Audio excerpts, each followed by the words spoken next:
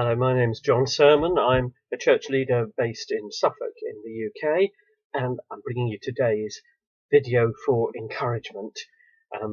As you can see, I'm wearing one of my shirts made from African material. I travel to Uganda regularly and have strong links with the church there.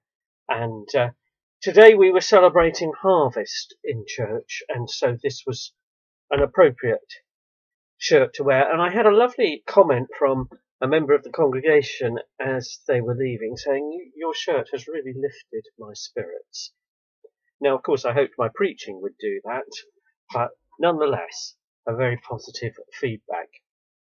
And today, while celebrating harvest, we also kept in mind the fact that this has been a difficult year ever since February, March, and the beginning of lockdown and so on, and still likely to be difficult for some time to come.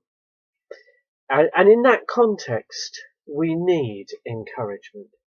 So today we looked at a passage from the prophet Jeremiah in the Old Testament part of the Bible, in which Jeremiah bought a field. Sounds a very ordinary transaction in some senses, but it was actually particularly significant because he was the prophet at the time. And he was aware what God was saying. The nation and the king had been rebellious against God, and an enemy nation was besieging the city with a view to capturing them. And they wanted the prophet to say, well, God will rescue us from this enemy. But he was saying the opposite. He was saying, look, we're going to fall into their hands. And so the king was very grumpy with Jeremiah, had him locked away in prison, and God revealed to him that a relative would come and ask him to buy a field. Well, they had practices in those days that included the closest relative had first refusal for a purchase of this kind, but also in some circumstances almost a duty to buy, because if the relative who owned the field was in financial hardship, to buy it at a fair price and thus rescue that person from their hardship was part of their culture. So here he is at a time when an enemy is about to take over their country, and he's the one revealing to the people that God says this will happen, and he's expected to spend his money on a field that he may never get any benefit from because of the invasion.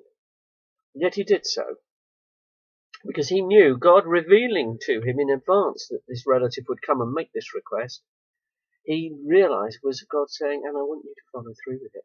And he used it as a visual aid to say, there will come a time, despite the circumstance we're in now, there will come a time when fields and land are bought and sold in Israel again. A sort of a reminder that the hard times we're going through now are not forever. And in the context of celebrating harvest today, but being aware of the difficulties we face in so many ways, that same message, these hard times are not forever, is really important to us. And that is something that God is wanting to tell us and reassure us about and encourage us.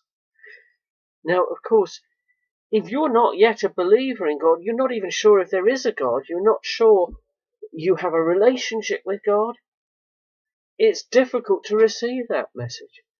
But alongside it is the message I'm trying to put over in several of these short videos, that actually that offer of getting to know our Creator, getting to have a relationship with God, that offer is constantly there for you, for all of us.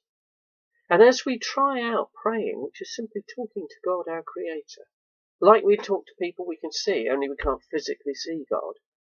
So we try that out. You can learn, we can all learn to notice that we're actually hearing back from God as well as speaking to Him, having a two-way conversation. I want to encourage you. God is in this with us. It won't always be like this.